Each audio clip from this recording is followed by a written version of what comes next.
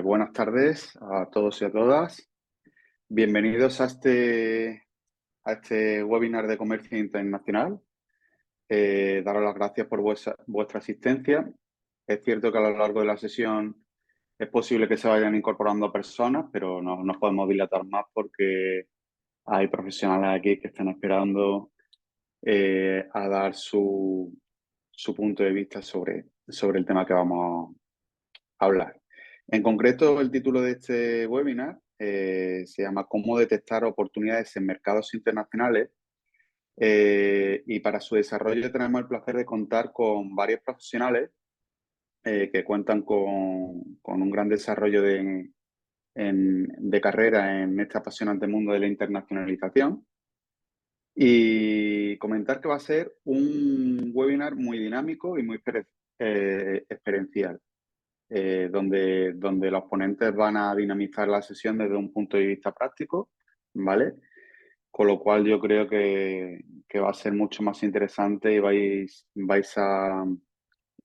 a dar pie a que hagáis preguntas y a que resolváis muchas dudas que podáis tener en este ámbito. Y nada, decir que nuestro partner formativo en esta ocasión es Opera Global Business, ¿vale? Que es una consultora de gran experiencia en el ámbito de la internacionalización en España. Y como siempre, con los compañeros de Opera, como no les gusta que les presenten sus cargos y sus libros y sus historias, los voy a presentar sin más, ¿vale? Da la bienvenida a Álvaro Espejo y a Sebastián Díaz, que son consultores expertos de Opera Global Business y docentes de nuestro curso de internacionalización. También da la bienvenida a Alejandro Rodríguez, que es coordinador de proyectos internacionales, que también ha formado parte en el desarrollo del nuestro curso de comercio exterior e internacionalización. Y también dar la bienvenida a Sergio Pérez Borbujo y a Jonathan Rodríguez. ¿Vale? A continuación voy a dar paso a mi compañera Mercedes, que es directora de marketing de la Escuela Europea de Empresas, que os va a explicar un poquito cómo se va a desarrollar el webinar y resolver unas dudillas que podéis tener ahora respecto al funcionamiento. Pues Mercedes, todo tuyo. Pues muchas gracias, Rafa. Bueno, chicos, pues bienvenidos al webinar. Replico todo lo que ha dicho mi compañero Rafa y nada, comentaros antes de comenzar que al final de la sesión pues dejaremos unos minutitos para resolver todas las dudas que podáis tener, ¿vale? Todas ellas las podéis escribir por el chat, nosotros nos encargamos de leerlas y de presentarlas a los ponentes y bueno, también animaros a responder un poco y a interactuar a través del chat también con algunas preguntas que pueden ir surgiendo durante el webinar. Así que yo ya doy paso a Álvaro para que inicie con la sesión y vamos viendo. Pues adelante, Álvaro. Puedes Hola, abrir micro. sí, ya aquí lo tenía cortado. Bueno, muchas gracias Rafa, Mercedes por la presentación. Obviamente gracias Escuela Europea de Empresas, nuestro gran aliado, ¿no? Y partner para estas formaciones online. Verdaderamente estamos muy contentos y muy cómodos de desarrollar todo este tipo de iniciativas y de realizar este webinar al que también os damos la bienvenida en nombre de Opera a todos los asistentes que estáis aquí, a todos los que os vais a dedicar y a todas las que vais a dedicar esta horita, ¿no? De vuestro tiempo para hablar en definitiva de comercio exterior. Ahora os comentaré cómo es el enfoque que le queremos dar y también pues para digamos, enseñaros, también mostraros algunas de las partes que desarrollamos de una manera mucho más profunda en el curso Executive que desarrollamos con Escuela Europea, ¿no? Nuestra intención hoy es pues, tener un rato de charla. Aquí yo creo que estamos profesionales que podemos aportar toda nuestra visión. La idea que queremos hacer es un diálogo. Obviamente tenemos aquí una presentación donde vamos a dar creímos oportuno dar y va a ser gran parte de la presentación, una fotografía, un panorama de cómo están los mercados internacionales y una segunda parte menos extensa donde lo que vamos es a dar algo, ¿no? De metodología de cómo se detectan oportunidades. Para ello, como te digo, lo que vamos a hacer es un diálogo y para ello pues, contamos aquí con grandes profesionales, expertos, compañeros, amigos de ópera. Y tendremos a Alejandro, que como ha dicho muy bien Rafael, forma parte de uno de los tutores docentes del curso Executive. Tenemos a Sebastián, que nos va a hablar toda esa parte de metodología. Y luego tenemos especialistas que nos va a ir dando también esa parte de conocimiento de cómo está el mundo. Y para ello pues vamos a tener la gran suerte de contar con Jonathan Rodríguez, que nos hablará de cómo está todo Centroamérica, ¿no? Un poco Latinoamérica. Sergio Pérez, bueno, como estamos en riguroso directo, está allí en México, está con el cambio horario, veremos si le da tiempo a entrar, ¿no? Si no, hablaremos nosotros. Y bueno, como decía, Alejandro va a aportar en toda la parte de Asia, Norteamérica y hacer un diálogo, ¿vale? Un diálogo porque, como digo, no va a ser una sesión como tal formativa de contenido, que también, porque os vamos a dar contenido, y sí va a ser una sesión para compartir y para también pues, mostrarnos parte de lo que hacemos en el curso. Obviamente animaros, ¿vale? A preguntar, como decía Mercedes, como decía Rafa, por el chat y nada, y a resolver, ¿no? Todas las dudas y a echar un buen rato en esta hora que vamos a estar con vosotros. Bien, ¿qué es lo que vamos a tratar? Vamos a tener dos grandes bloques. Uno que vamos a hablar de esa situación del entorno internacional, que siempre es solicitada, ¿no? De cómo está. Vamos a hablar un poco de entorno internacional de una manera un poco más general. Vamos a hacer un análisis por bloques de mercado, dando pinceladas, entendiendo pues, lo más importante que podemos entender de cada uno de esos bloques y, como digo, invitando a participar a mis compañeros para que hablen y luego dar también esa perspectiva del comercio exterior en España para pasar a esa segunda parte de dar también unas pinceladas de, oye, yo estoy en mi empresa, quiero salir fuera y cómo hago yo una buena identificación de oportunidades comerciales. Y ahí en esa identificación, perdona porque ahí se repetía lo de entorno internacional y análisis, ahí lo que vamos a ver es tanto una parte de cómo detectar esas oportunidades con una palabra que es hoy en día la que se pone de relieve a la hora de hacer una investigación de mercado, que es la inteligencia competitiva, y segunda parte, en definitiva, cómo tener también un contacto con el mercado, que es lo que nos va a ayudar a esa identificación de oportunidades. Como digo, esa será nuestra segunda parte y que iremos adentrando.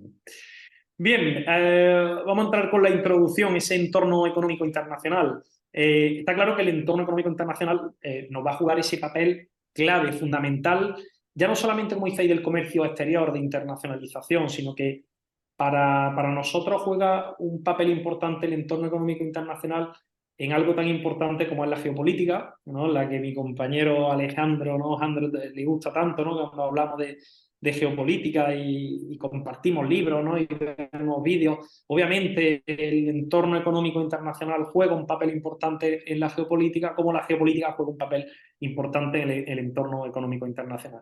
Y obviamente ese papel fundamental que juega ya no solamente desde un punto de vista económico, estamos hablando también de la vertebración del desarrollo socioeconómico de los distintos mercados. Es realmente fascinante, ¿no? Los que nos dedicamos a la investigación, al comercio internacional, pues analizar, ¿no? Cómo los distintos bloques económicos, los distintos mercados, en función a ese papel que juegan en el entorno económico internacional, realmente ver, ¿no? Cómo todo eso, como decía, lleva un desarrollo económico-social, qué papeles juegan en ese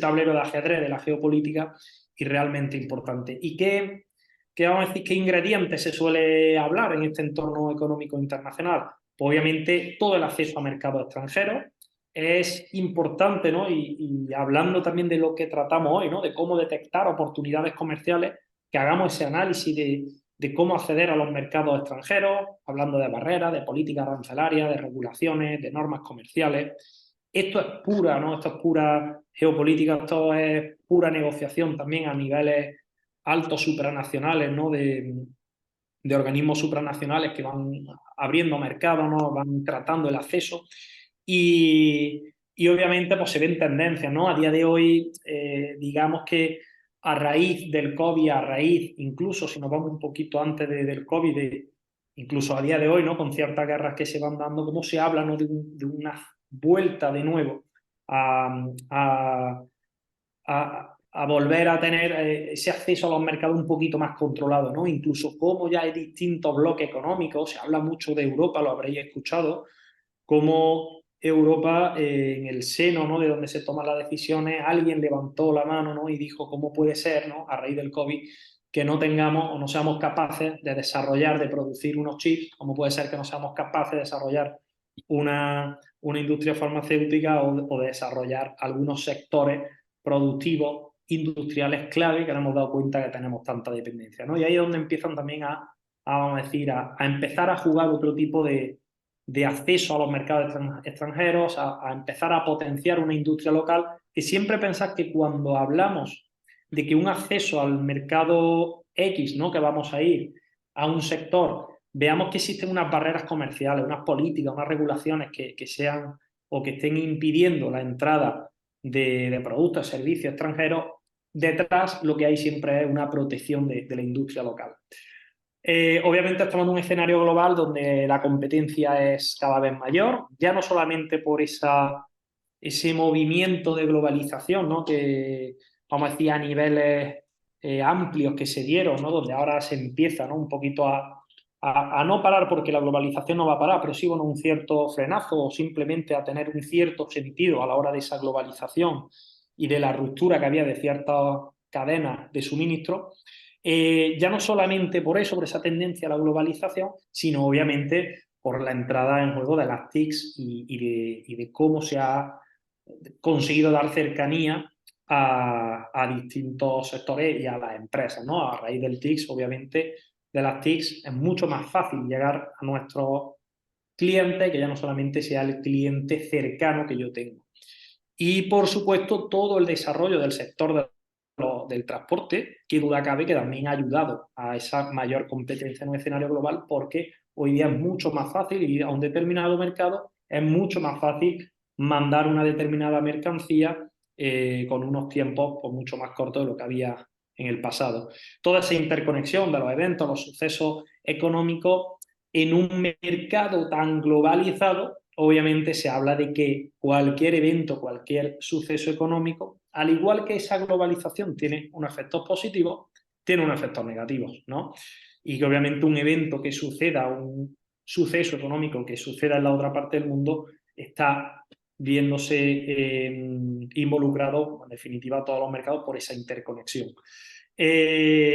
Por eso también el último punto, ¿no?, en el que habla de la volatilidad económica financiera, un entorno económico global que al ser más amplio, al estar más interconectado, al tener más oportunidades, es lo que yo siempre digo, también tiene más riesgos y al final, pues al igual que tiene una interconexión positiva, cuando hay un evento extraordinario en el crecimiento de una economía, lo tiene, por supuesto, ese efecto boomerang ante situaciones negativas, ¿no?, por esa interconexión. En definitiva, estamos en una nueva era, que duda cabe. Creo que no sabemos, ¿no?, toda esa cuarta revolución industrial no ha hecho nada más que empezar, creo que estamos en el inicio. Y todo esto, pues, por supuesto, que articula oportunidades, articula acceso a recursos, tecnología, y eso está cambiando el entorno. Y aquí hay en toda esta diapositiva, ¿no?, un gran resumen, que es cómo adaptar mi empresa a este entorno económico internacional, que ya no podemos ponernos, ya no solamente de espaldas, que no nos podemos poner ni de lado, porque una empresa que puede entender que no le afecta el entorno económico internacional, claro que sí le afecta hoy día, y en el que tenemos que empezar las empresas a darnos cuenta de que es difícil tener una independencia con ese entorno económico internacional. Por supuesto, como estábamos hablando, todos esos procesos de globalización, un poco lo que estábamos hablando, se han ido favoreciendo, entre otras cosas, también por esa proliferación de entes supranacionales, donde además, a día de hoy, esos entes supranacionales, digamos que son receptores de muchas ayudas que posteriormente están desarrollando, el fomento de las tecnologías de comunicación, como os decía, y luego políticas que impulsan la apertura a otros países, pero como os decía, cuidado porque se empieza a ver incluso el efecto contrario, ¿no? Hasta políticas que precisamente no están impulsando apertura y que empieza a haber, ¿no?, incluso ciertos no cierre, pero sí proteccionismo, ¿no? Industria local. Fenómeno de la globalización, donde ahí tenéis, ¿no?, esos 6 factores que han ido afectando, algunos factores que ya hemos comentado, que no voy a repetir. Si hay un punto 4, fijaros que es muy... no lo hemos tocado todavía, el de la homogeneización cultural. Nos damos cuenta mucho, ¿no?, los que salimos mucho a los mercados internacionales, de esa homogeneización, con honrosas salvedades, mercados que está muy marcado su protección a la cultura que tienen, pero es verdad que hasta en un continente como Asia, luego nos hablará un poco más Jandro, ya ves esa occidentalización de gustos, y todo eso pues ayuda, ¿no?, en parte a ese comercio internacional y al fenómeno de la globalización.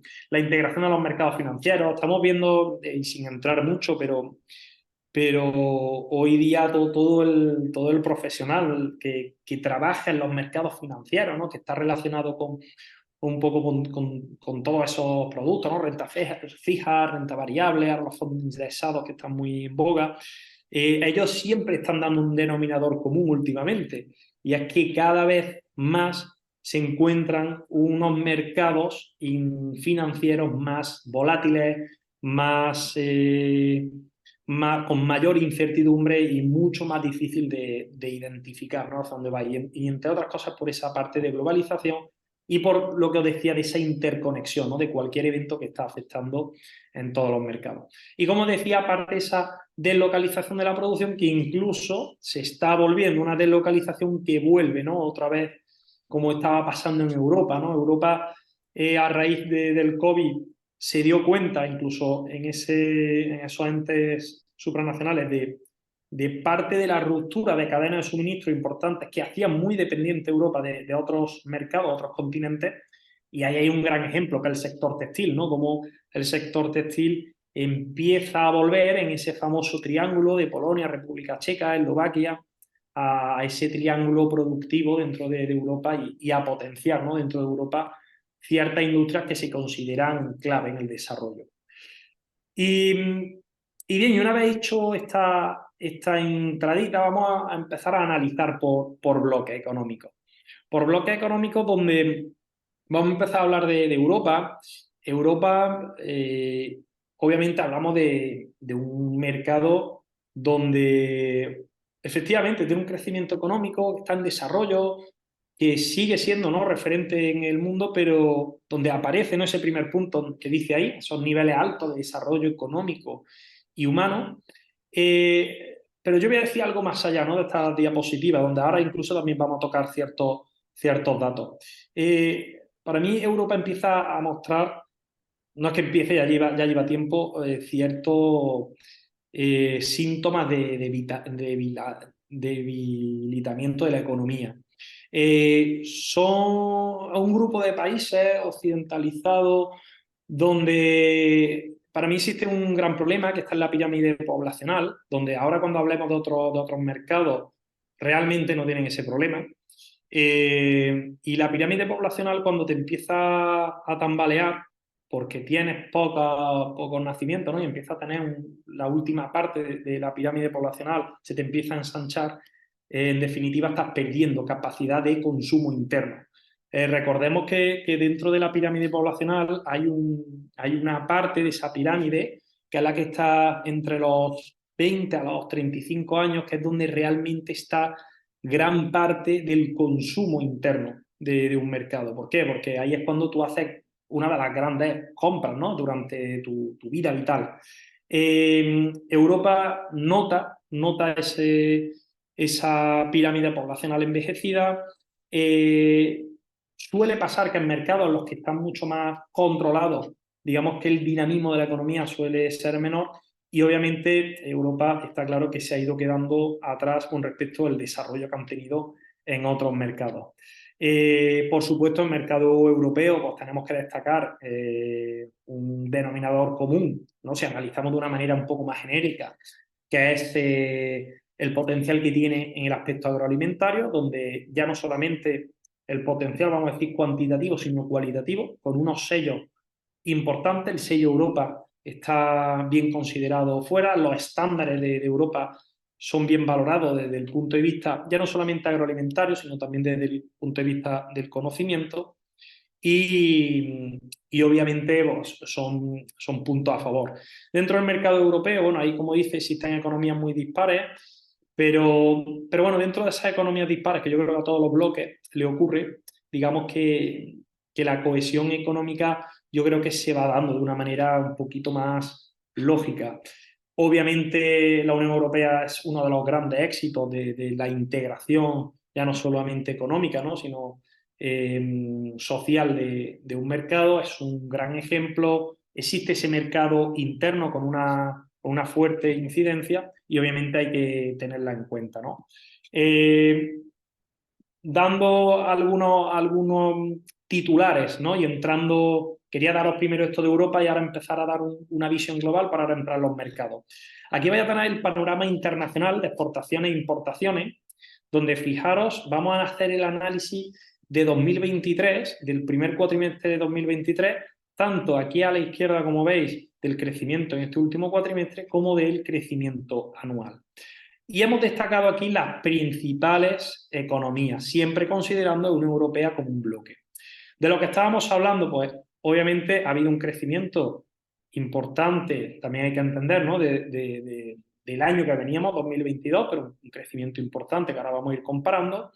Y con este último, tanto en exportación como en importación, como en este último cuatrimestre, 2023, el primero, no tenemos todavía los datos más actualizados, de dónde las exportaciones se han crecido y las importaciones han caído. Siempre ten en cuenta que el crecimiento de las importaciones te está hablando de una cierta, de manera general, te está hablando de una buena, vamos a decir, situación de tu cadena productiva. Tú para generar en tu cadena productiva necesitas importar. Siempre un crecimiento de las importaciones te está marcando eso. Aquí habría que ver, ¿no? También estas importaciones qué desarrollo tiene durante 2023 y obviamente ir viendo también a ver cómo va a ser ese desarrollo. Y luego nos encontramos aquí mercados en crecimientos anuales, como Brasil ha crecido porque viene de unas situaciones de caída bastante importantes en 2022, 2023, como veis, el primer cuatrimestre no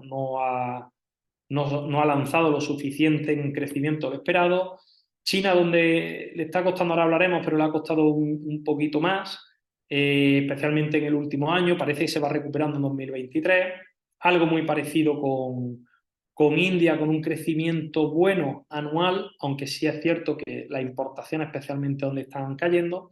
Japón va marcando un poco una tendencia que ya empieza a ser un poquito histórica, de cierto estancamiento, ahora nos dirá Jandro.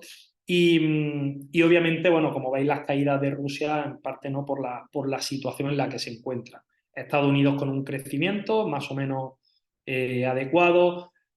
Hoy ha estado hablando el Departamento de Economía del Gobierno de los Estados Unidos. Estaban diciendo que las perspectivas para cerrar 2023 parecía que iban a ser idóneas, pero bueno, no se sabe tampoco si estaba siendo un globo sonda, porque estaban hablando mucho de los tipos de interés, ¿no? De lo que estaba pasando. Bien, esto aquí era de servicios, que no nos vamos a parar. Si queremos hablar un poco de sectores, que es lo que está pasando con el panorama internacional, exportación e importación, los crecimientos en cada uno de los sectores, y aquí digamos que como titulares en el último año destacamos uno de los grandes crecimientos. Claro, estamos analizando siempre desde el punto de vista cuantitativo de la energía, ¿no? Por el aumento que ha habido. El agroalimentario se ha estado comportando bastante bien este último año, como veis, con crecimiento del 5%, todo el tema farmacéutico y vehículos que, como sabéis, veníamos de un 2022 complicado, pero que parece que empieza a remontar. ¿Qué es lo que ha tenido un peor comportamiento? Pues obviamente todo el tema del transporte en cuanto al equipamiento, ¿vale? Pero obviamente todavía estaba los latigazos, ¿no? de la gran caída en cuanto a servicios que tuvo. El textil por el gran frenazo que hubo en los bienes de consumo. Y bueno, luego se podría destacar de manera general en ciertos componentes electrónicos que han ido cayendo, especialmente también se entiende por parte de la caída de los bienes de consumo. Volviendo a Europa y simplemente dando esta slide, destacaros 3 puntos. Primero, cómo el crecimiento, aquí tenéis el PIB mundial, reflejado en amarillo, aquí tenéis el PIB en rosita de Europa. Aquí podemos ver cómo el PIB de Europa tiene una tendencia de crecimiento, pero un poco lo que os decía, ¿no? Fijaros cómo desde 2009 marca un estancamiento que no se da a nivel mundial sí va marcando esa tendencia alcista, y aquí vemos lo que yo decía, ¿no? Ese continente, ¿no? Anciano, lento, que le está costando andar, que las políticas se empiezan a poner, vamos a decir, en duda, ¿no? Y donde, fijaros, lo va mostrando. A pesar de ello, oye, como veis aquí, el peso que tiene Europa en las exportaciones mundiales es un 36%, es decir, de cada 100 dólares que se están exportando, 36 corresponden a Europa. De cada 100 dólares que se importa, que se compra, vamos a decirlo mundialmente, 33 dólares suponen de Europa, ¿no? Obviamente estamos ante un líder, ¿no? económico con unos crecimientos, como decía, en los últimos 5 años positivos, buenos, pero que en cuanto a exportación, importación, ¿vale? Pero que habrá que estar atentos. Bien, siguiente bloque. Bueno, y aquí ya empiezo a invitar Alejandro, nuestro gran Alejandro, viene reciente de Asia. Simplemente por dar la entrada, Alejandro, y tú ahora entras ya. Estamos en Asia, mercados que conocemos muy bien. Mercados donde nos vamos a encontrar cierta disparidad, mercados que están creciendo mucho, con una especialización importante, con unos enfoques en ciertos sectores tecnológicos bastante importantes de valor añadido. Cuéntanos, Alejandro. Con vuestro permiso, entro. Saludar a todos los participantes. Qué bueno que hayáis tomado la decisión de profundizar en el comercio exterior, internacionalización, porque es lo que vemos en la calle en el día a día, es el futuro de la empresa. Todo lo que podamos tener en la herramienta de conocimiento va a ir bien. Vamos a hablar un poquito de Asia, mi zona geográfica favorita del mundo. Ya lo saben mis compañeros en ópera. Si algún día me pierdo, me van a encontrar por allí. Y vamos a hablar en contraposición a Europa. Vamos a dividir Asia en 2 partes. La primera va a ser China, Japón, Corea, Singapur, que podemos decir que es la Europa de Asia. Ahora vamos a ver porque son los poderes hegemónicos, los países que llevan más tiempo en el poder. Y después vamos a hablar un poquito de lo que es el sudeste asiático. Vamos a hablar de Vietnam, de Tailandia, Indonesia, brevemente, que son estos países donde la fuerza la tienen la parte baja de la pirámide. Como decía Álvaro, países en crecimiento más dinámicos. El crecimiento económico histórico. ¿Y en qué lo han basado? En una especialización, que ahora lo vamos a ver para cada país. ¿Y dónde están muy enfocados actualmente? En la industrialización, en inversión en innovación. Se han dado cuenta que necesitan innovar para mantener esa posición que tienen, y en su infraestructura. Y así pasa, Álvaro, vamos con el primer país, que vamos a hablar de Japón. Como decía Álvaro antes, se está viendo ciertos signos de estancamiento. Aún así, estamos en una economía muy avanzada. Cuando pensamos en Japón, podemos ponerlo, si bien su tamaño como país es muy inferior, pero siempre se habla de Estados Unidos, China, Japón. Entonces entra en esa conversación de los grandes líderes. ¿Qué sectores son clave? La automoción, la electrónica y la robótica. Un poco, si os pidiera que cerraseis los ojos y pensaseis en Japón, probablemente junto a una cultura milenaria os vendríais solamente. ¿Qué nos encontramos? El problema que avanzaba Álvaro. Su población está envejeciendo mucho y obviamente es el mix de baja natalidad y alta esperanza de vida. ¿Qué nos habla la baja natalidad? Que es una población muy centrada en el trabajo, y ese crecimiento que han tenido económico ahora lo están en cierto modo pagando con ese envejecimiento. Y la alta esperanza de vida nos habla de la calidad de vida que hay en el país, un país desarrollado. ¿Qué encontramos también?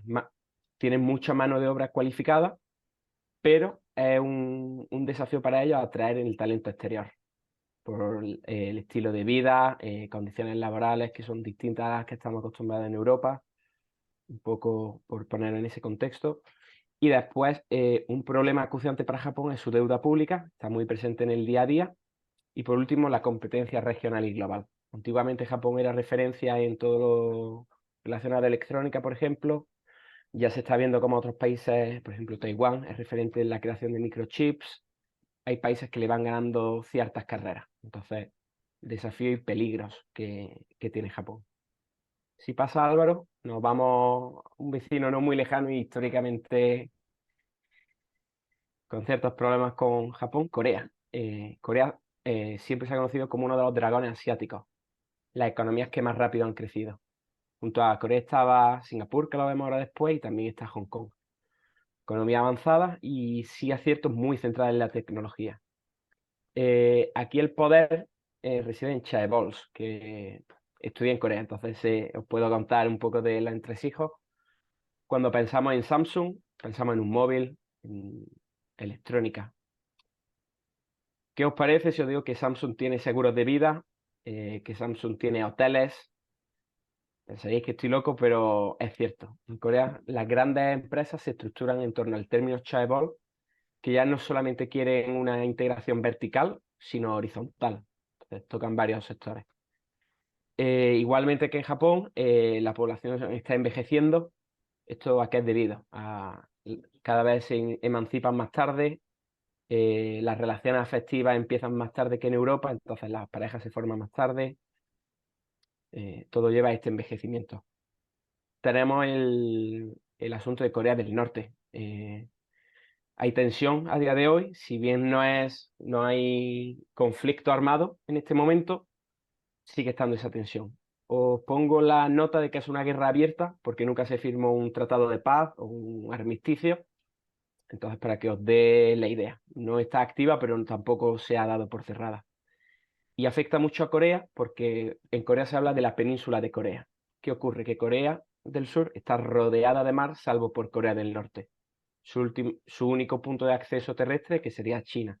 Al no haber relaciones, Corea se encuentra como una isla, rodeada por mar y Corea del Norte. Y por último, un detallito de cómo es internamente el país. Vemos que Seúl es el gran núcleo del país, tienen Busan, que es una segunda ciudad importante, pero después el resto de ciudades son ciudades satélites. Entonces vemos esa desigualdad de importancia de ciudades, dónde va la fuerza laboral, etcétera. Si pasamos, Álvaro, me echa una mano. Muchas gracias. China. ¿Quién no sabe de China? Vengo a daros las últimas novedades. De hecho, hace 2 semanas estuve allí. A todos se nos viene a la mente el crecimiento chino. Ha sido récord. Incluso hablaba con China y me decían, no sabemos si va a volver a darse en China o en otro país este crecimiento. ¿Qué ocurre? Que ya ellos mismos están viendo signos de desaceleración. Están creciendo, pero cada vez a menor velocidad. Los cuales ya empiezan a tener miedo a llegar a un momento que se estancarán e incluso pueden llegar a caer. Os comento un poco la crisis de Evergrande y la caída del sector inmobiliario. El año pasado fue. Evergrande es la promotora inmobiliaria más grande de China. Estuvo en bancarrota. Y si no me equivoco, me dijeron que era como un 3% del PIB de China, su valoración. Entonces, para que veáis, antiguamente se construían muchos edificios, viviendas, se vendían y ahora ni tienen para terminar las construcciones ni las venden. Entonces, el aspecto inmobiliario puede que desestabilice a China.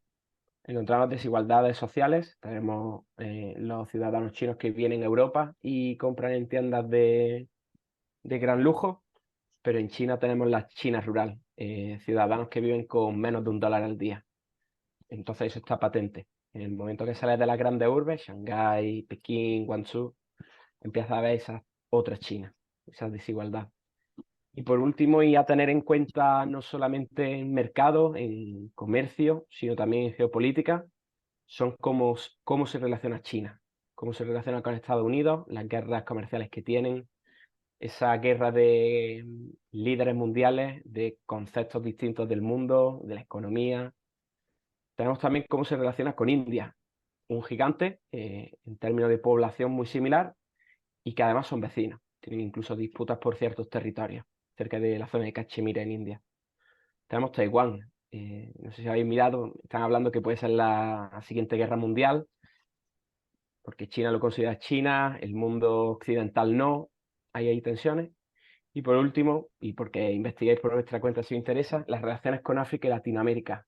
para que veáis cómo China está invirtiendo en estos países e incluso comprando ciudades, a base de comprar edificios, posicionando allí a gente de China. Ya voy a ir terminando, que estoy robando mucho tiempo. Vamos con el último país antes de entrar a un bloque que quiero analizar, que es Singapur.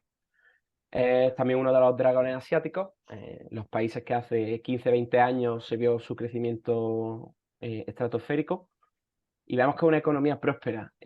Cuando pensamos en Singapur, yo cierro los ojos y veo el Gran Premio de Fórmula 1 y ves los grandes edificios, el hogar para grandes empresas, el talento, el talento humano, el know-how suele ir a Singapur, tienen esa capacidad de atracción.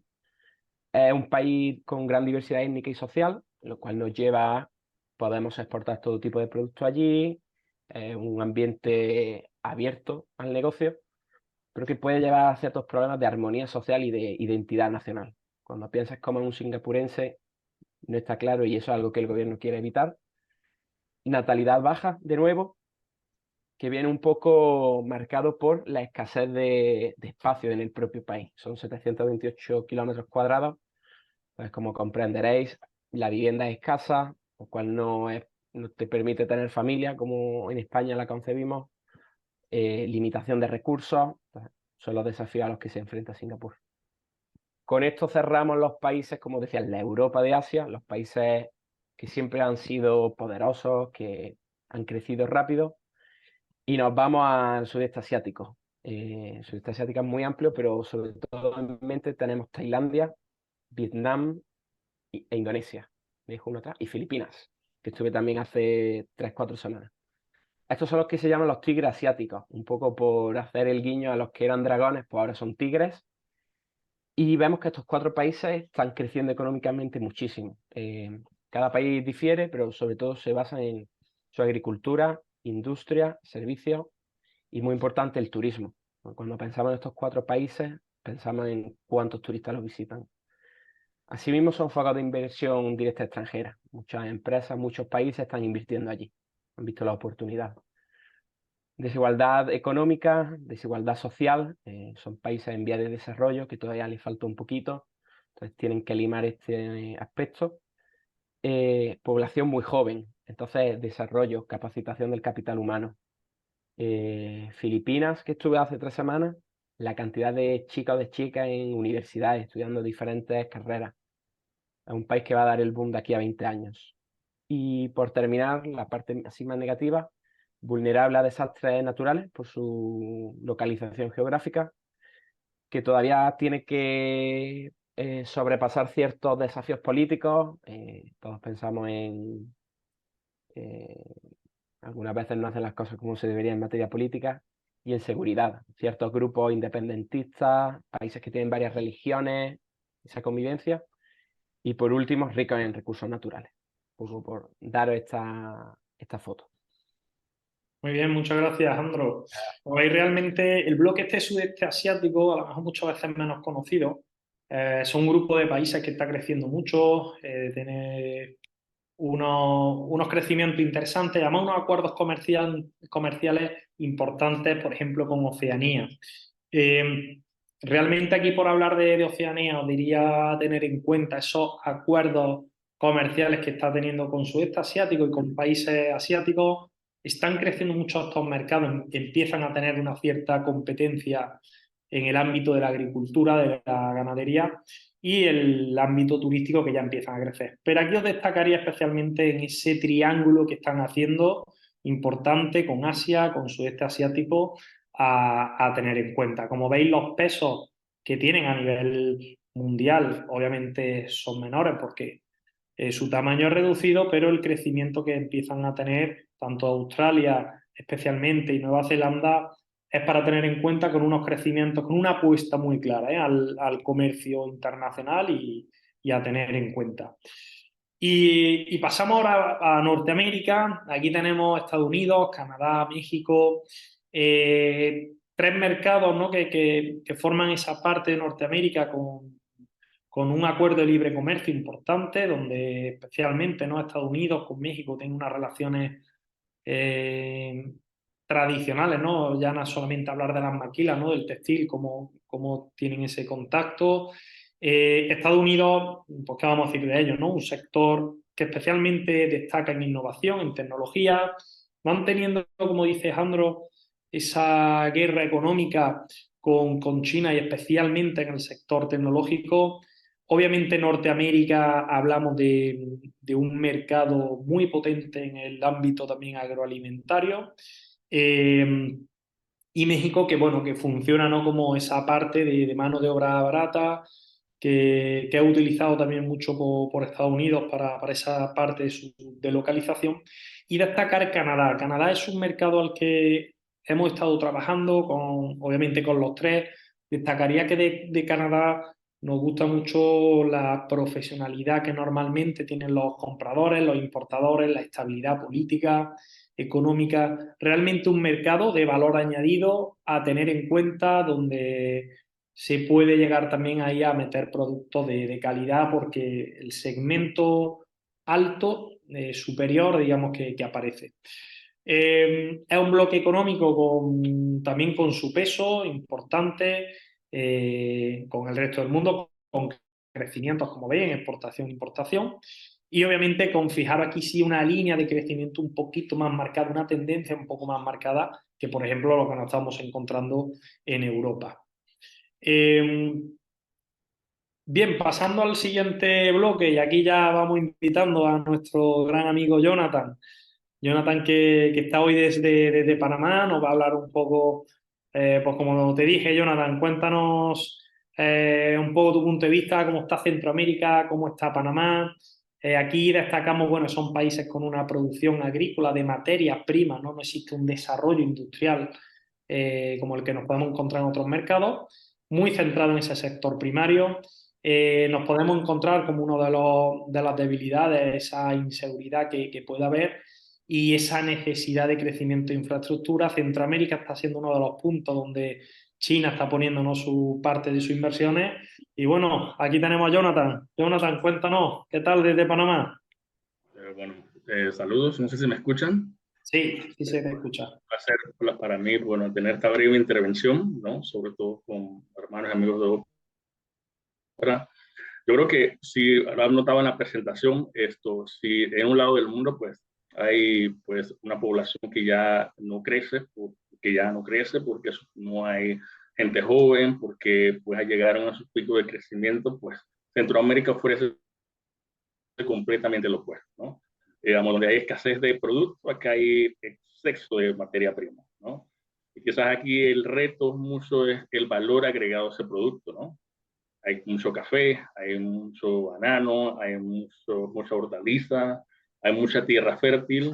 Sin embargo, pues no ha habido como una estrategia sostenible a largo plazo, ¿no? Para precisamente abocarnos a eso que es una necesidad importante, que es la seguridad alimentaria, que es un tema que está en la mesa de todo el mundo, pero la realidad es que pues no hay grupos fuertes detrás de esto y creo que estamos perdiendo muchísimas oportunidades allí. El tema del agua también, que es importante en Latinoamérica, sobre todo en Centroamérica, hay mucho recurso hídrico, sin embargo, no hemos ido de alguna manera aprovechando esas oportunidades, ¿no? Ahí lanzamos un tema de infraestructura. Todos los países centroamericanos están invirtiendo muchísimo en infraestructura, pero estamos haciendo las infraestructuras que debimos haber hecho hace 30, 25, 15 años atrás. Todavía nos falta muchísimo. En materia de educación, pues hay muchísimo espacio que podemos nosotros, abordar. Se necesita mucha formación. Entiendan que un niño que nace en Centroamérica, que nace en El Salvador, que nace en Honduras, que nace en Panamá, está ahorita compitiendo con ese mismo niño que nace en Estados Unidos, que nace en Londres, que está en Singapur, y precisamente no tiene las mejores condiciones. De alguna manera tener esa mano de obra calificada que pueda transferirse conocimientos, esa tecnología, es importante. Y bueno, yo de alguna manera quisiera mencionar por países qué áreas, oportunidades yo creo que podemos identificar. Yo creo que el número uno para mí, aunque me cuesta reconocerlo, Costa Rica lidera un poco con el tema de tecnología e información, ¿no? Porque de alguna manera esa ha sido su estrategia. Ha sido un país que ha reconocido el valor del crecimiento sostenible de protección de su medio ambiente, así que el turismo también de alguna manera es, digamos, uno de sus sectores más fuertes, ¿no? Agroindustria sostenible, definitivamente aquí hay un tema curioso, ¿no? Costa Rica exporta piña sostenible, orgánica. Panamá, que tiene uno de los grados de azúcar más altos del mundo, exporta piña. Sin embargo, la que Costa Rica exporta tiene 20-30% más valor solo por cuidar el proceso de producción de la piña. Y ahí de alguna manera lo que pasa es que nuestros productores no tienen ese conocimiento y ahí es donde yo veo que hay muchísima oportunidad, no solamente para la piña, el mango, la sandía y muchos otros productos, ¿no? En el caso de Panamá, logística, eso es nuestro negocio, ¿no? Canal de Panamá, aeropuertos, el tren que transporta contenedores de costa a costa en menos de una hora, sin tocar territorio fiscal. Aunque hay una transformación del sector financiero bastante compleja, pues seguimos siendo un punto importante de atracción de tema financiero. Pues Panamá ayer nada más salió de la lista gris de Gafi, que como sabemos desde el 2019 venimos haciendo lobby y que, bueno, por lo menos ya se están reconociendo esa labor que está haciendo Panamá para salir de estas listas y que ya precisamente ya hay países, sobre todo de Mediano Oriente, que, bueno, pues ya van a poder empezar a hacer negocios, meter recursos en Panamá, ¿no? Guatemala, agricultura, definitivamente el tema de manufactura textil, ¿no? Es una industria creciente allá y que, bueno, que es uno de sus principales sectores y productos. Todo el tema de productos frescos y procesados también es importante. Honduras, la manufactura, definitivamente que si podemos calificar dos países que son fabricantes, per se, digamos, Honduras y El Salvador. Sin embargo, hay mucha carencia en el tema de infraestructura, cómo se transporta ese producto, ¿no? No tienen suficiente mano de obra calificada y yo creo que estas carencias de alguna manera pueden generar oportunidades, ¿no? Sin embargo, El Salvador ha estado en los últimos años invirtiendo mucho en el tema de desarrollo de tecnologías, de ensamble de alto nivel, pues tiene un líder que de alguna manera ha ido arrastrando esa estrategia, que entiende cómo está funcionando el mundo, así que está creando los grandes centers, los grandes centros de datos y creo que El Salvador tiene potencial grandísimo de ser un centro de outsourcing en Centroamérica muy potente, ¿no? Bueno, Nicaragua, pues el sector agrícola, cafetero y sobre todo de energías renovables, ¿no? Que eso es otro tema que creo que aunque hay países que han avanzado muchísimo en ese tema, que ya están avanzando en su tercera, cuarta y quinta etapa de, por ejemplo, de temas solares, acá pues hay muchas regiones y países que ni siquiera conocen un panel solar. Entonces, eso es, yo creo que importante que consideremos. Sabemos que de alguna manera hay muchas cosas que deben conocerse antes de la introducción de un mercado como Centroamérica. Nuestra idiosincrasia es distinta, son más caribeños, más lentos, digamos, de una manera. Yo siempre recomiendo que lo hagan de la mano con una persona que conoce el mercado, con un local que puede ir acompañando y dándote la información exacta. No te tomes personal si no te responde la llamada inmediatamente, simplemente vuelve y llámalos el día siguiente. Son muchos de el que te miren a la cara, le estreches la mano y de alguna manera también entender que pues son gente con muchas ganas que simple y sencillamente están buscando pues empresarios, inversores y personas que les den la oportunidad. Así que en grandes rasgos este es mi comentario que tengo respecto a oportunidades en Centroamérica. Muy bien. Bueno, Jonathan, muchas gracias. La verdad que has dado una foto muy buena, muy adecuada y realmente conocemos, ¿no? De Opera estamos en Centroamérica, desarrollamos ahí acciones y bueno, consideramos, como decía Jonathan, que existen ahí unas oportunidades en ciertos sectores que ha estado comentando, incluso en la ayuda al desarrollo, el know-how allí en mercados que realmente son interesantes y que a veces incluso ahí en ese mercado lo consideramos, ¿no? Centroamérica como un mercado conjunto.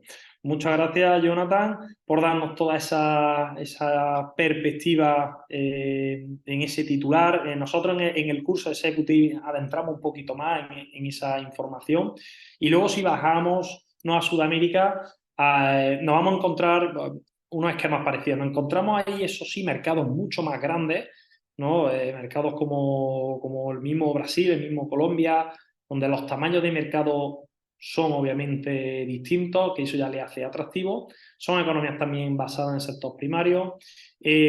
Nos encontramos ciertos mercados que tienen ciertas cercanías legislativas, como puede ser Chile, como puede ser incluso Perú. Algunos mercados sí tienen una cierta estabilidad política, el mismo Chile, el mismo Perú. Después nos encontramos otros mercados que obviamente sí tienen inestabilidad. Y un potencial ahí, bueno, se destaca energías verdes, también destacamos mucho en la industrialización, en la parte agroalimentaria, la agroindustria, ¿no? Como algunos oportunidades, luego oportunidades concretas, ¿no? En Colombia, por ejemplo, el sector de las TICs, del software, que es uno de los mercados también punteros. Unos mercados Sudamérica como bloque que siempre se ha esperado más del crecimiento del que finalmente se ha dado, entre otras cosas también pues por una de las debilidades que tienen, que es esas desigualdades sociales que todavía tienen que seguir avanzando en la mejora en infraestructura para realmente pues, ser esos mercados que se esperan de crecimiento. Bien, entramos ahora al último bloque.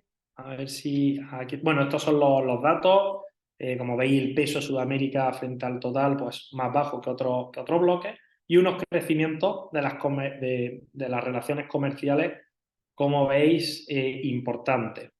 Y ahora ya sí, ahora que parece que va un poco más lento, entramos ya a Oriente Medio. Oriente Medio, bueno, funciona como bloque. Aquí nos encontramos unos países, como sabéis, tienen unas materias primas, especialmente petróleo y gas, que le están haciendo no tener mucho desarrollo. Están siendo algunos países, especialmente si nos vamos a Emiratos Árabes Unidos, están sabiendo entender que los recursos que tienen son limitados, están empezando a abrir su diversificación, apostando por el desarrollo en otros sectores, pasando de la agroalimentación, donde a pesar de que no tienen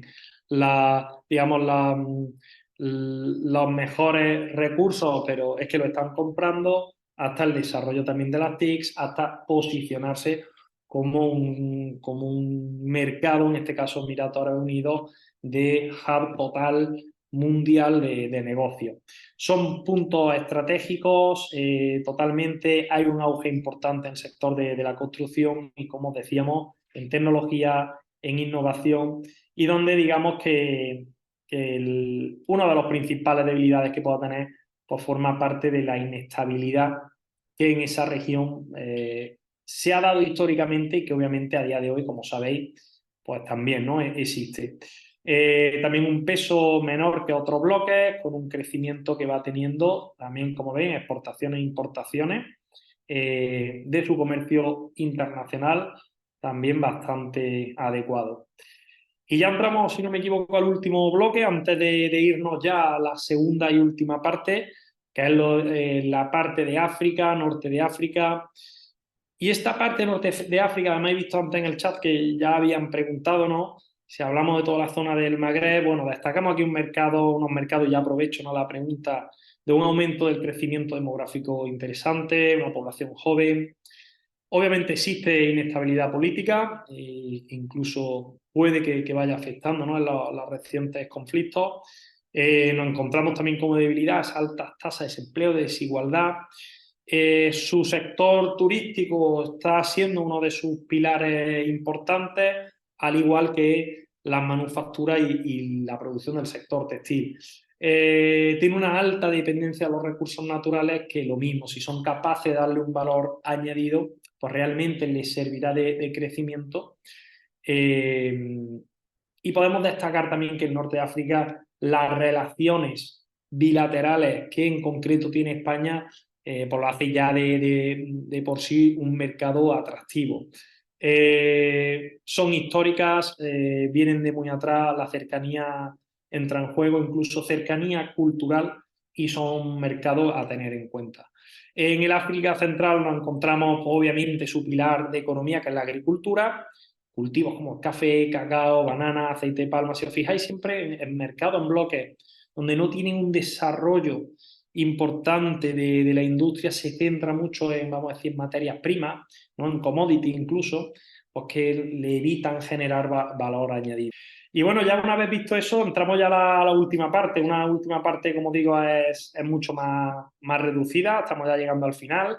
Y es, al igual que hemos estado contando, ¿no? Cómo estaba el mundo, esa parte de, bueno, cómo puedo detectar, ¿no? Oportunidades comerciales. Que ahí básicamente siempre hablamos de esa inteligencia de mercado, de ese contacto con el mercado presencial. Fijaros que la inteligencia de mercado es la dicotomía, la de inteligencia de mercado con todo el análisis de que hoy día tenemos al alcance de nuestras manos de datos, de estadísticas, de tendencias. Siempre decimos que hay que ponerlo en valor con el know-how, el conocimiento, que es realmente donde entra en juego la inteligencia de mercado, de ir de la mano de expertos que conozcan tanto el mercado como que conozcan el mercado internacional, ¿no? El comercio internacional. Y obviamente el contacto en el mercado, esa dicotomía que os decía de que en un mundo donde cada vez todo más virtual, ¿no? Parece que se puede llevar todo desde online, pero en los mercados internacionales nuestra experiencia es que hay que viajar, hay que coger la maleta, hay que ir, hay que conocer, hay ciertos mercados que piden estar allí, que nos conozcan y en definitiva muchas veces voy a hacer esta pregunta, ¿dónde vamos? ¿No? Esa decisión clave, una decisión que tiene mucho riesgo, que hay que madurar la decisión porque tomar una decisión de ir a un país, a un mercado, sin analizarlo previamente, pues puede suponer especialmente ya no solamente pérdida de tiempo, perdón, sino especialmente pérdida de mucho dinero, porque la exportación significa invertir. Esto es un timeline que os ponemos en selección de mercado, cómo podemos seleccionar un mercado correctamente.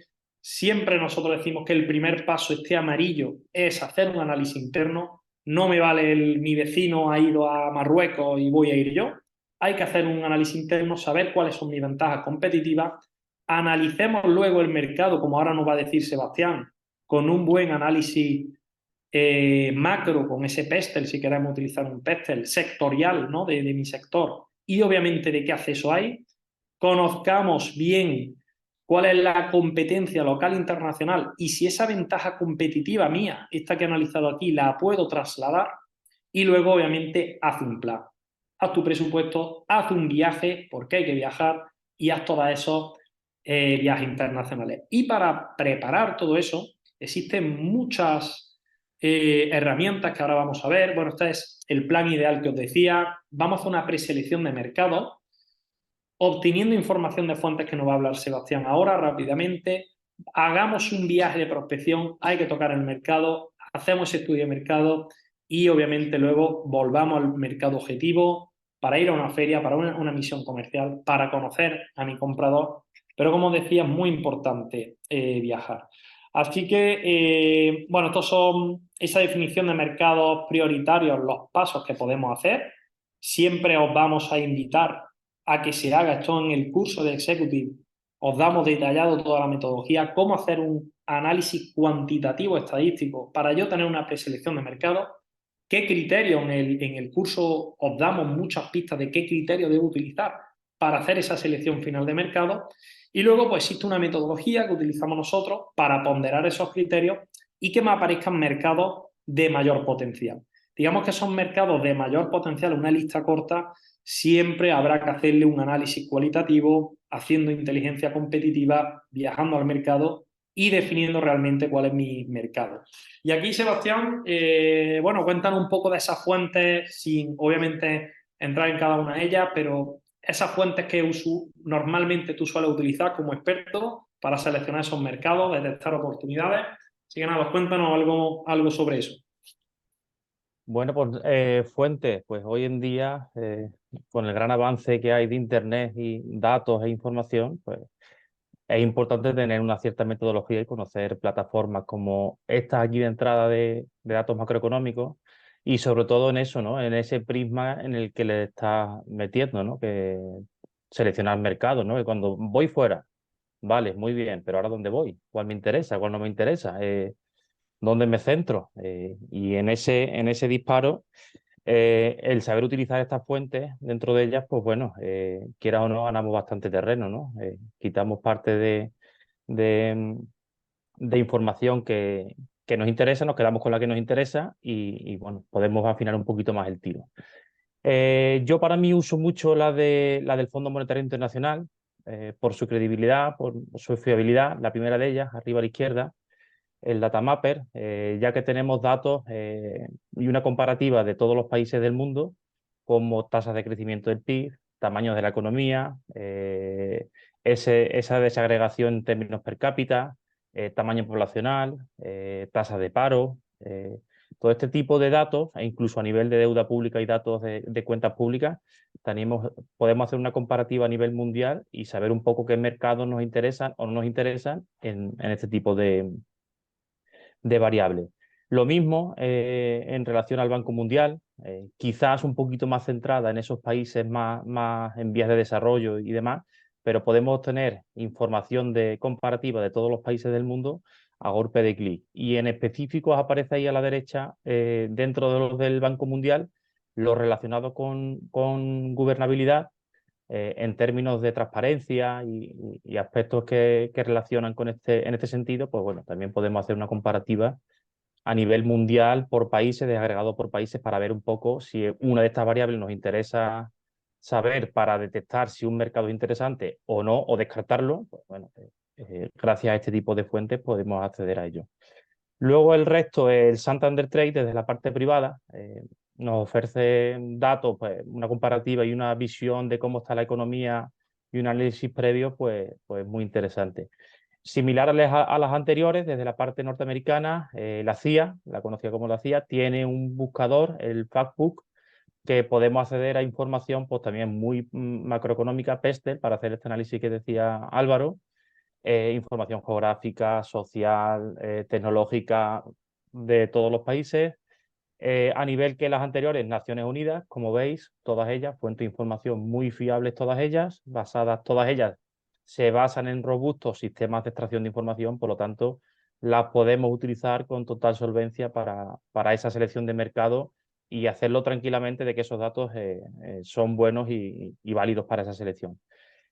Y luego la parte de abajo, bueno, uno de los grandes representantes de la parte privada, Nielsen, como consultora que está presente en casi todos los mercados a nivel mundial, realizan siempre insights y actualizaciones sobre todo de aspectos relacionados con tendencias de consumo de los países en los que están presentes. Como estamos diciendo, son consultoras que están presentes casi en todos los países, en todas las áreas que hemos hablado en ese primer bloque inicial, pues también puede ser bien consultarlas para tener una parte un poquito más cualitativa de esas tendencias que es lo que está pasando.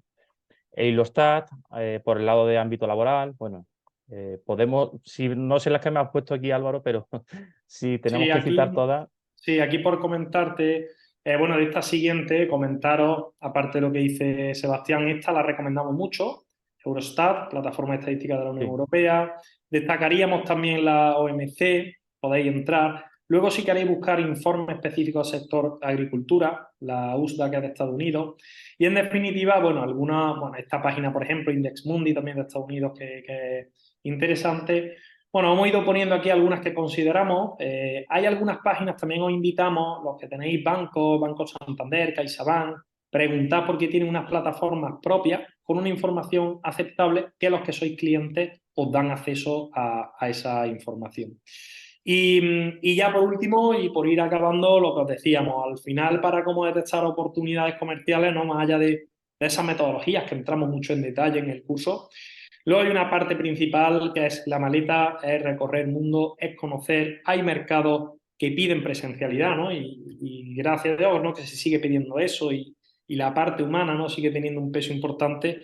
Y lo mismo digo, en el máster hablamos mucho de qué herramientas, ya no solamente de promoción, sino qué herramientas tenemos al alcance de la mano, como esas misiones comerciales, el asistir a ferias, el asistir a encuentros de negocios para visitar el mercado y, en definitiva, pues para detectar esas oportunidades. Así que, bueno, sin más, esta era un poquito la sesión que teníamos preparada. Hemos estado participando varios compañeros, como veis, dando esas pinceladas.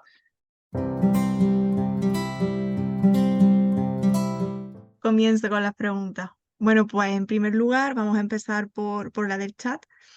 Preguntan, pues, desde el aspecto del derecho mercantil, ¿qué cautelas son fundamentales a nivel mercantil en relaciones comerciales con Marruecos, donde participan 3 socios y uno de ellos es marroquí? ¿Vale? Sí. Vale, ahí, bueno, se lo estaba comentando antes un poquito, Alfonso, la respuesta no puede tener, no es una respuesta corta, digamos que de manera general, y ya entramos en contacto con él, sobre todo tener muy claro, vamos a decir, ese pacto de socios que tiene que haber, especialmente cuando entra en juego un socio local, porque se pide en Marruecos la mayoría de la inversión extranjera directa que se facilita, es verdad que siempre se solicita, se pide un socio local. Entonces, tener ciertos mecanismos, primero para conocer quién es ese socio local. Existen distintas instituciones y herramientas para saber qué riesgo y vamos a decir, qué trayectoria tiene. Y luego, claro, habría que ver, por eso digo, una respuesta amplia, porque habría que ver qué tipo de riesgo. Aquí entiendo que es un riesgo más contractual por lo que ha dicho, y ahí entramos en un término o en un ámbito totalmente legal donde pues, vamos a decir que proteger bien, ¿no? Tanto las participaciones del socio extranjero como bueno, la parte esa del pacto de socios, ¿no? que debe estar cubierta. ¿Y cómo ves el desarrollo como mercado de interés en Mauritania y Marruecos, costa atlántica? Pues mira, se lo he comentado, lo hemos hecho una pincelada antes. Son dos mercados totalmente distintos, Mauritania y Marruecos. Marruecos tiene una trayectoria y un historial y unas relaciones comerciales con España que obviamente lo hacen un mercado de interés en determinados sectores, y ya no solamente el agroalimentario, que es el que se suele escuchar, sino también en equipamiento, por ejemplo, en energías renovables, en otro tipo de sectores también de interés, en consultoría pura también.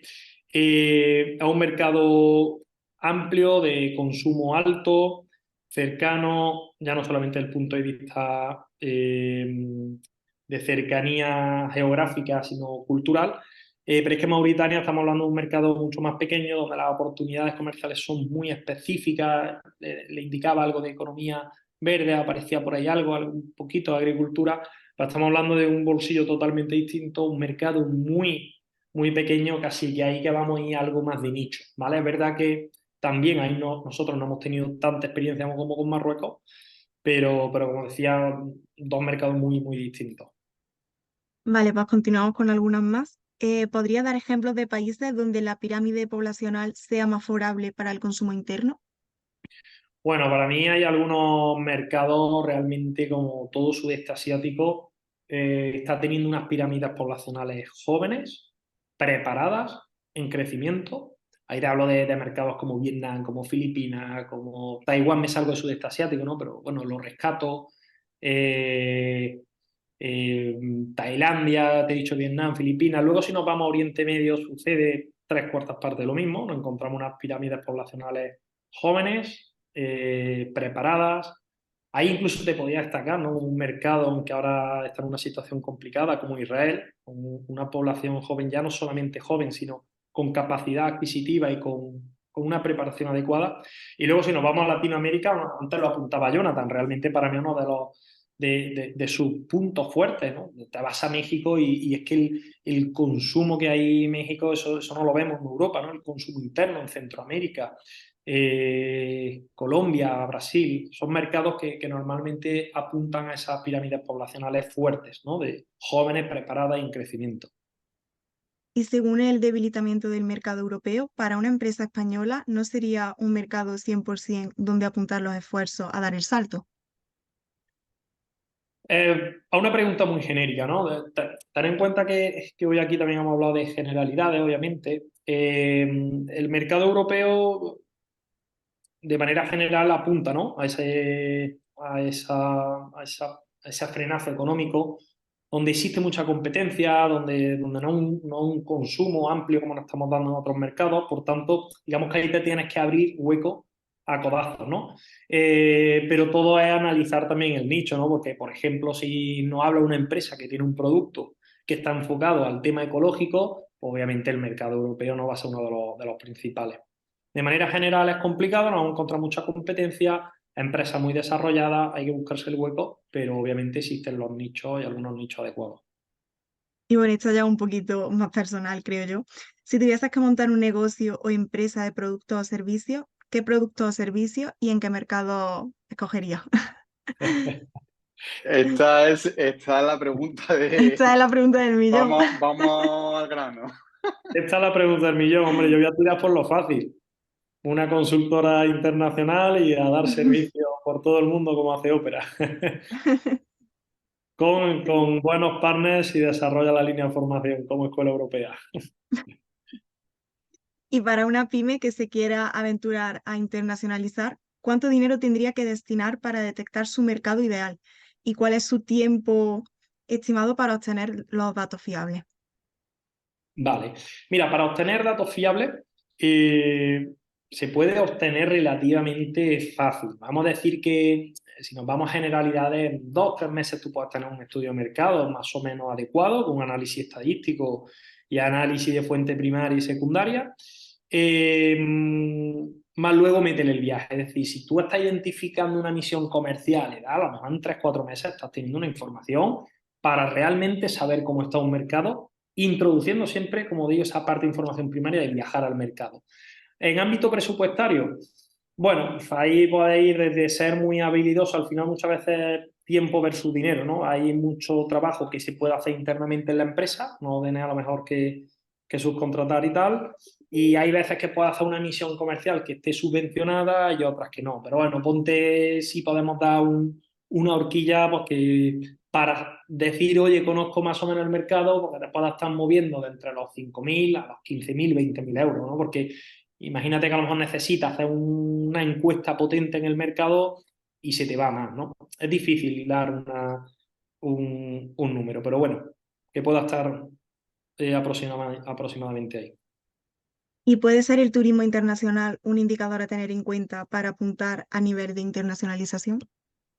Sí, porque muchas veces el turismo internacional, aparte que te habla de una apertura de ese mercado, a veces el mismo turismo internacional o esos turistas suponen un segmento ya adecuado, ya no solamente para la introducción de productos, sino también para la venta, ¿no? Al final, bueno, te habla de mercados que tienen potencial económico, que tienen que tener una cierta estructura, por tanto hablamos de mercados más o menos con una estabilidad, una seguridad. Sí, totalmente puede ser un elemento a tener en cuenta. ¿Y la debilidad que puede tener un país puede ser una oportunidad de negocio para una empresa española a la hora de internacionalizarse? Sí, de hecho te apuntaría que para ser más fino, en el análisis de un mercado, esa debilidad que comentas, que a realizar yo mi plan va a ser una amenaza en el PESTEL, ¿no? Me va a aparecer, yo hago un PESTEL y la amenaza me aparece, ¿no? En parte de ahí. Totalmente. Es decir, las fortalezas que yo voy a tener, las voy a poder cruzar con esa amenaza que me encuentro en un mercado o esa debilidad precisamente para encontrar un nicho de mercado. Es decir, si yo me estoy encontrando una amenaza clara, que oye, me voy a un país, yo desarrollo aplicaciones, ¿no? Móviles, me encuentro en un país una amenaza que no tiene el 5G instalado, también se puede precisamente optar como una oportunidad, voy a ir a un mercado donde está en desarrollo, donde va a necesitar consultoría y donde voy a poder vender mi know-how. Y ya para finalizar, ¿la situación política actual en España puede ser un factor que pueda afectar a una empresa a la hora de internacionalizarse?